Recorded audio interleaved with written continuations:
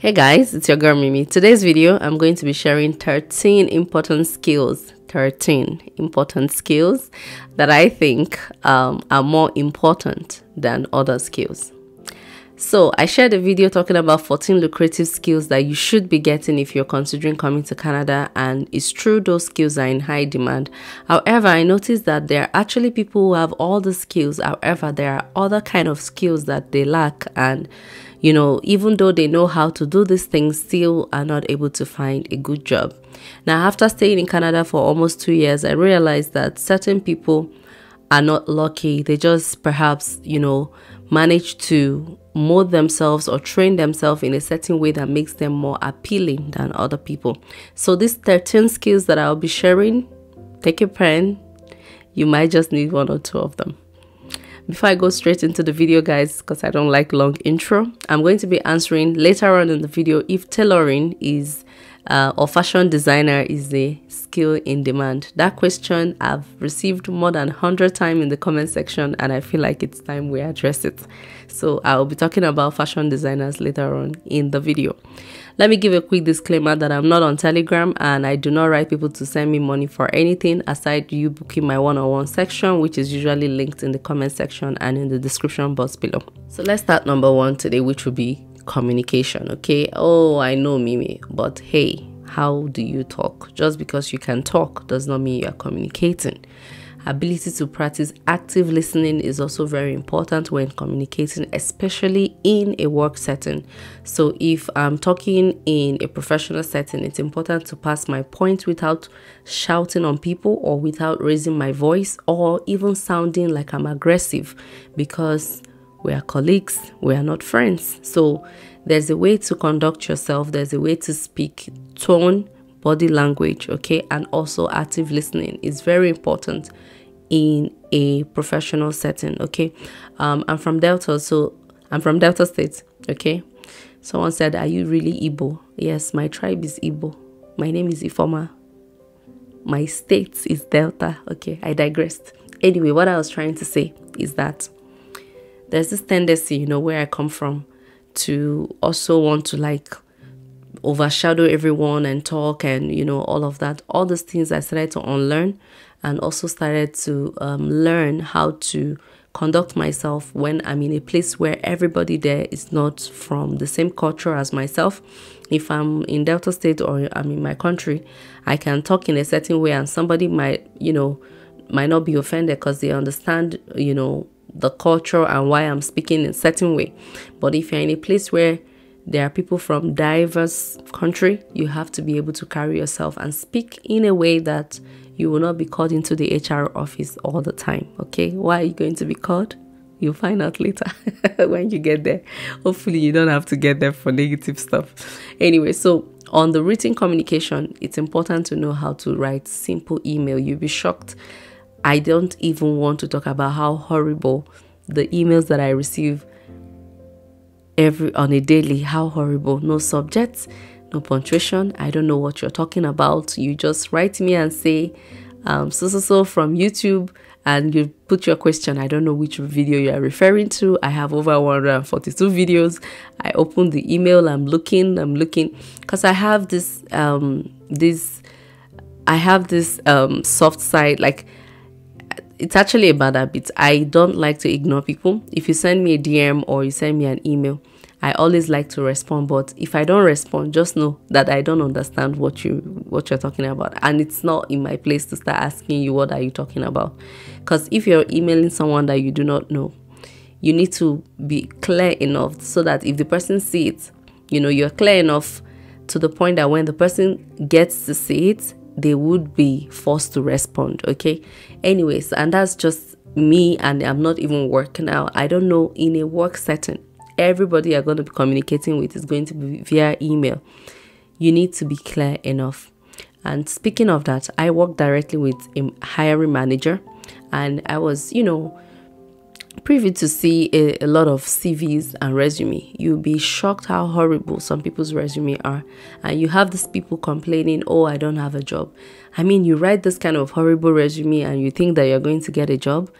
There is nothing highlighting your skills. There is no keyword that would make someone say this person knows what they're talking about. You have all the certifications, you have all the masters, and yet your CV is just horrible.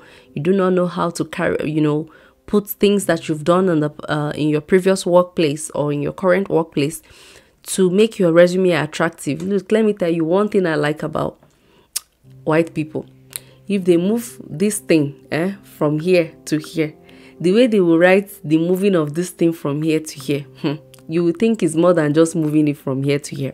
I'm saying that to say that you need to be able to project things that you've done, to make your resume attractive and make it stand out and compel someone to want to reach out to you. Now, I have to say this though, because there's no shame in it.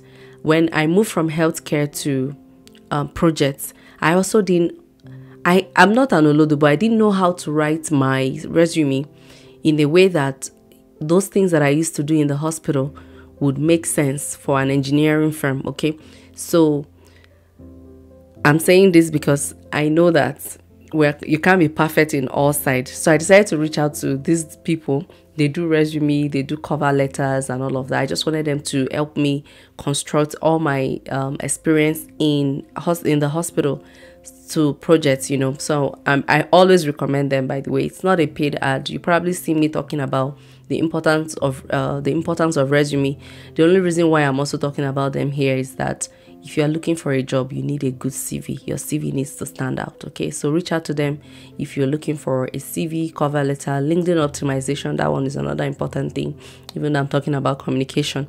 So they will optimize your LinkedIn, in a way that recruiters can even be reaching out to you. Amazing service, amazing guy. Honestly speaking, I just keep recommending. Recently, he changed his price from 10K, but he told me it will remain 10K for anyone that says from Mimi, okay?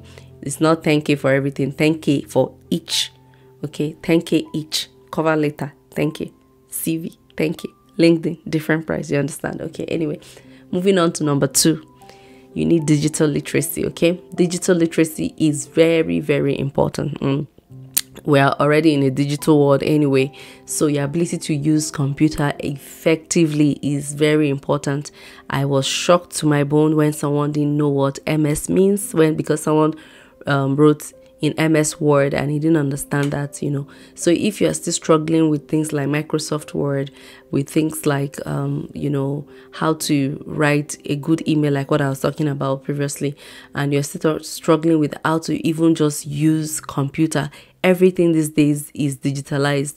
Your Zoom meetings, your meetings in the office are majorly going to be virtual. You're going to be doing Zoom meetings. You don't know how to use the computer. If you don't know how to use computer, how are you going to send emails? How are you going to work?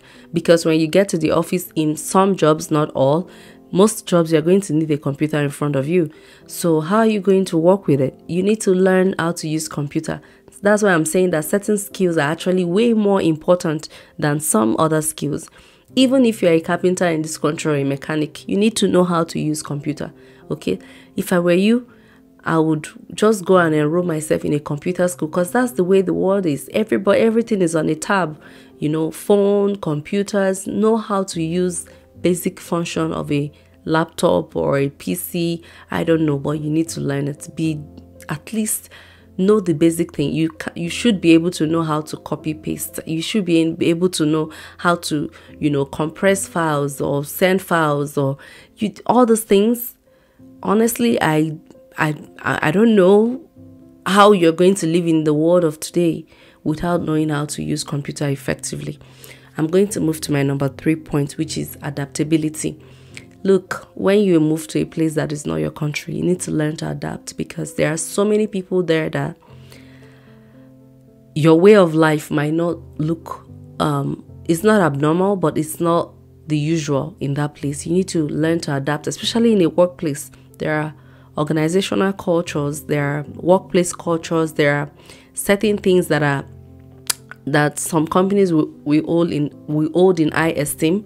You need to be able to adapt in your workplace. You cannot go there and be lousy. And, if I were you, anytime I get to a new work environment, I try to, first of all, observe, I try to to learn and just observe the environment. I try to read the room, you know. I try to don't be too forward, okay?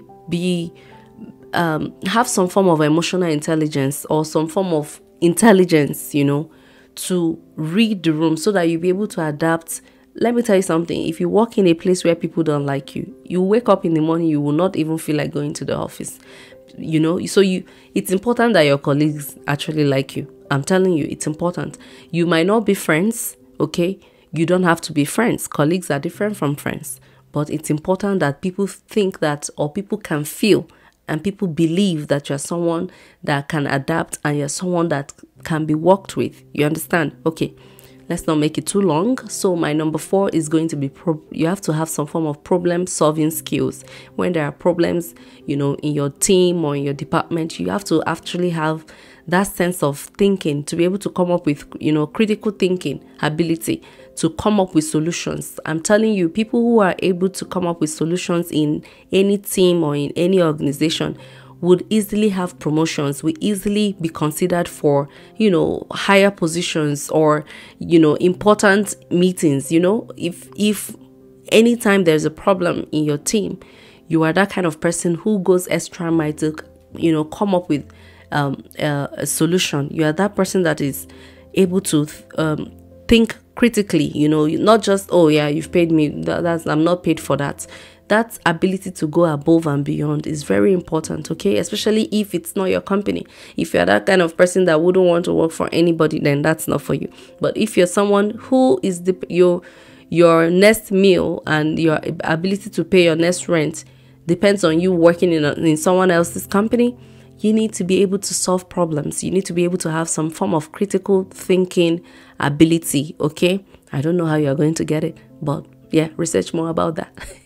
My number 5 is that it's important to be a team player, okay? Teamwork, it makes it what's that quote? Teamwork makes the dream work. Teamwork makes the dream work, okay? See, collaboration in a team is important. If everybody feels like you're not a team player, trust me, in no time you'll be kicked out.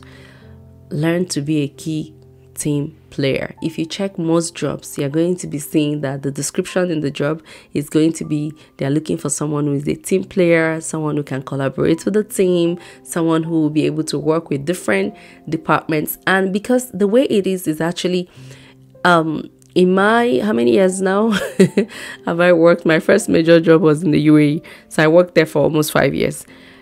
You would find out that no matter the department you are, your department is going to be depending on another department, or you guys might be collaborating or working together for, you know, business activities and for everything to be moving on fine.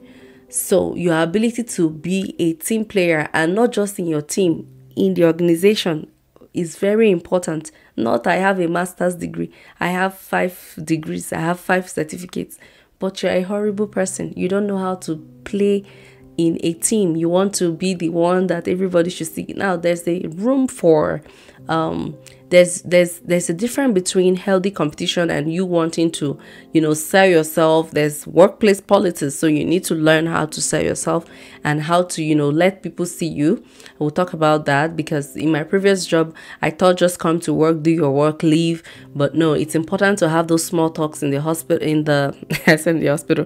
It's important to have those small talks in your workplace, okay? Don't just say, oh, I do my job, I pack my bag and go. No. You know, how was the weather today? Oh, how was your dog?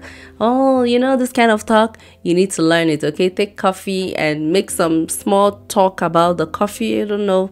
I'm not even a coffee person, but yeah, once in a while, I grab maybe some Spanish latte and just have 1 or 2 conversation about the smell, you know, or whatever. Okay, that's not what I was trying to say earlier, but yeah, you get the gist. Teamwork. All right, let's talk about the next. The next one is your technical skills. Okay, so I made a video about technical skills and I mentioned about 14 of those, so I'm not going to bore you with that. I'll just link the video in this video, okay? But learn to know how to do things with your hands, okay? Is that even what a technical skill means? Yeah. And also, we'll talk about certifications as well. if you are someone who already knows how to do something, let's say I know how to make hair, I'm an hairdresser, but it's something I just went to Iya Basira because she's very good under the bridge, and I learned it so well. I want to have some form of professionalism to what I do because I know that this skill I have is valuable. I would have some form of certification, okay? Go to take a course that would give you some form of certification in hair care or plating or some form of, here you need to even get a license. You need to get you need to, not a license to practice, but you go to school, hairdressing, all this, know how to treat people hair, the texture and all of that. You need to learn all of those. So I'm just giving that as an example, that if I'm a plumber and I learned, let's say my father had a plumbing business and I learned under him, get some form of certification to back up the fact that you have that skill. Don't just depend on, oh yeah, I know how to do it. You know how to do it, but the certification will add more value to what you already have. Okay. Number 7, customer service. No matter where you work, you have customers, you have clients. Okay, in different companies, the names will change. So it will either move from customer to clients or to patients if it's in a hospital, or to whatever. But they are in reality, me and you is customer. If I have a shop, you're working, you are my customer. If I have a business and it's a hospital, you're working, you are my customer, but you are my patient. You understand? If I work in certain organization, you're my customer, but you're my client. You understand? Customer service. When I moved here, let's even talk about the basic customer service skill. I had worked in the hospital. Of course, I was interacting with people, dealing with insurance, payments, all this liaising between doctors, and I'm not a nurse. I keep getting emails about nursing and all of that. There are so many jobs in the hospital that has nothing to do with being a medical person, okay? We'll talk about that in another day, hopefully.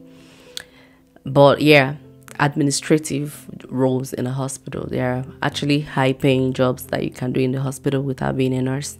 So I learned some communication and customer service skill there. So when I moved to Canada, what I did, because I was looking for a job that I would do from home, I came with a 4-month-old, and no daycare would accept that person, because they are still small. So I started looking for customer service job, and to be honest, I got like 3. I chose 1. I realized that it's not because as a matter of fact, the qualification they ask for is usually high school for customer service job. So you don't even need all that. But they want to hear you talk. They want you to it's not, you can see I have an accent, okay? I am a Nigerian, so I have an accent. Everybody has an accent.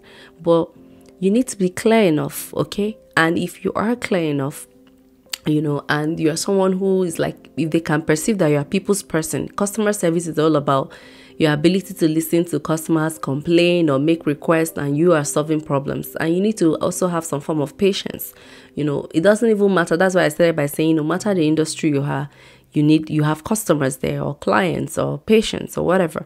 So I'm just saying that your ability to solve, again, problem solving, customer service, active listening is very important. So that you pick up a call. Thanks for calling, Mimi. How can I help you today? You have to listen so that you understand why the person is calling, and then you need to be able to prefer solution, which most times you are doing on your computer. See, number 2, digital literacy. So everything is kind of interconnected. It's important. Please don't just move here and say, I'll go and be working in a farm. There's nothing wrong in working in a farm if that's something you love, but let it not be that you're limiting the jobs that that's not something you like, but you're only settling because you are not trying to improve yourself to be better. Learn customer service. If you can learn customer service, trust me, it would affect every other thing. I think that that job that I did in UAE, because I met every kind of human being on earth. There are days where you just want to cry, I'm telling you, but you'll be able to, you understand how to deal with people, and over time you will learn that whatever that person is bringing on you, because some are very rude, it's not really about you. You know, you'll be able to detach your emotions from the job. You will know that, okay, this is this person. Because some people will call you, my customer service job here, someone will call you and say, when they, oh, can I speak with someone who speaks English? Your first response will be like, what am I speaking? Am I not speaking English? But again, it's not really about you. The person is frustrated. They are trying to get solutions. Probably paid for something and it's not working, trying to return it, get frustrated, money is spent, you know, they are not fulfilled with what they bought, blah, blah, blah. They want to put the frustration on you. But you and I know that you're not the one that manufactured it. So again, customer service, very important. Learn how to talk. You see that all of them, somehow, they are connecting to one another. Okay. Number 8, project management. And that's the one that I really love. That's the one that I'm doing. I also, before I went into project management, like I was saying earlier, that I was working in a hospital, I realized that every time in my life, I have actually managed projects. And project management is also something that is in high demand over here in Canada. And that's because every, or if not almost every company manages projects. No matter where you work, there are projects there. I used to think the name project management would mean but it just simply means you managing a project. Me traveling from Dubai to Canada is a project, you know. So I had planning, I had timelines, I had, you know, dates, and then there are things that I needed to do: book my flight, find accommodation, get the visa, you know, look for the money, all of these things. Okay, so when you start hearing things like the project milestone, the deliverables, the, you know, the objective of the project, okay, the goals of the project, all of these things, don't let it fool you. Project management is one skill that I would say it's important that you start getting right now. Don't let the big words agile and waterfall fool you. Project management is one skill right now that even if it's in manufacturing, you'll be shocked. Okay, I moved from hospital to engineering firm. Projects, it doesn't matter. I'm telling you, if you are someone who can, it's just the ability to organize, okay, to organize things, to manage things, to be able to start. Project is basically you starting anything from start to finish, okay. So if say you had someone who is planning a wedding, that's a project. Wedding is a project. I'm just trying to use everyday things so that the word of project doesn't scare you. When I was moving from hospital to this place, I said, I'm looking for a job that I'll be able to do remotely or some form of hybrid role, stuffs like that. So I came up with project management, and you know, I started that. I took a personal trainer. I'll put the link to that person in this video if you want to contact them. Because I didn't want to go to all these classes where they will teach you, you know, they just group everybody. If I want to ask question, I feel like I'm the Olodo in the class. So I got a personal trainer to train me one-on-one for projects. I'll put the link here. You can contact them. It's amazing, amazing, amazing, okay? I learned so much, okay? I first took the Google Coursera course, and I finished that in 3 weeks. Then everything within a month. Then I got my first job as an assistant project manager, and I'm telling you, I cannot even overemphasize the importance of this job, because let's not blow our own, but the salary is good. Okay, what I'm just trying to say is that if you're not someone who is into coding, you don't like coding, you're not that kind of person that like mathematics and all of that, think about project management. And if you're looking for a one-on-one trainer, contact this person. Okay. Okay, number 9 is your ability to actually speak more than one language. This one I'm still struggling with because Canada here is French and English. I noticed that even for the smaller jobs, if you can speak French, you get more pay than someone who can speak only English. So if you want to actually work, especially in line of customer service, you might want to consider learning French. Okay, let's not flog it. It's just that simple. Now I even understand that knowing how to speak more than one language is a big plus. Okay, then back then in school in Nigeria, my first year we did French. This woman was telling us how important it is. We started laughing about it, didn't take it serious, and now today I'm in a country where if I knew how to speak French, I'll probably earn way more than I used to earn. Okay, my number 10, cultural competence. Okay, Look, you need to learn how to respect people's culture. You heard people talk about culture shock. That thing is real.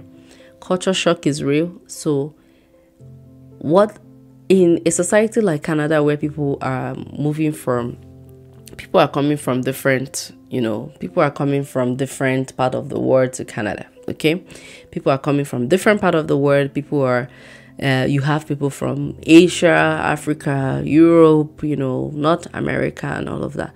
You need to learn to respect people's culture. There are certain things that you might see in the workplace or even around you that might not look that okay to you. Before you open your mouth and talk, just know that your behavior and certain things around you also looks abnormal to that person, but they are taking it, they are tolerating you. It's not even about tolerance. It's about just being emotionally intelligent enough to respect other people's belief and other people's culture. You've heard people lose their job because they didn't mind their business. Because you saw certain things. Please respect people's culture. Let's not flog it. Oh my God, I said this video is not going to be too long, so I'm just going to rush through. Time management. If you don't know how to manage your time, you're going to be in a lot of trouble here, because time is money. You're being paid per hour most of the time. Most jobs are per hour. So if you're wasting your time, you're not going to be making money on a personal level. Then when it comes to work, your ability to also carry out your task within a time frame, within a particular time frame, just manage times effectively. You have 8 hours in your workplace. You want to actually put those hours into work. And then you also have time management of your personal life.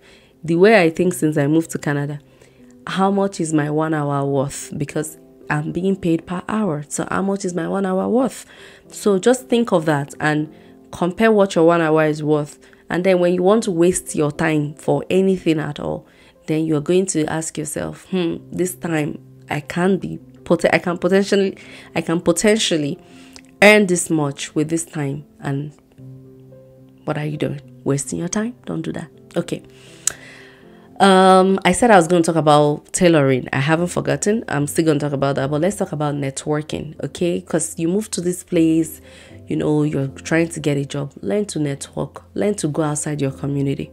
Learn to, mix up with people from diverse places. Attend job fairs. Link up with people on LinkedIn. Professionally, okay? Try to network around yourself. Volunteer. Do some things for free, okay? Take up some volunteering. It will help you, okay? Don't say it's free. You will be able to network in those places. Go to church, okay? That's a very good place to network. There's so many rich people in church, and they love God, they fear God, and you get to network, okay? So I'm not saying that's the reason you should go to church, but I'm saying it's a plus. It's part of the benefits of being a Christian and worshiping, So go to church, network, contact people on LinkedIn. Try to reach out to people on various platforms and let your message be clear so that they don't think that you're rude or that you are just badging. And it goes back to that communication I'm talking about, that when you contact people, communicate in a way or, test them in a way that when they see what you write, they will be compelled to want to respond. And then that brings me to this one. Let's just say soft skills, because these are majorly soft skills in general, okay? Positive attitude, have a good charisma. All these things I cannot even begin to overemphasize. It's very important. Now, is tailoring a good job? Because this is the last one and I close in Canada. The truth is, this country is cold. See what I'm wearing inside the house. It's cold. Tailoring or fashion designing, I think it is a good thing. But if all you know how to do is just to sew Ankara, if I were you, I'll begin to ask myself, what is the demand of Ankara in Canada or in Australia or in UK, wherever you're moving to? It's not enough to say, maybe what about tailoring? It's about, this place is cold half of the year. Even in spring is cold. Winter is cold, spring is cold. We have summer for 4 months? Or how many, what's the duration of summer again? Not that much.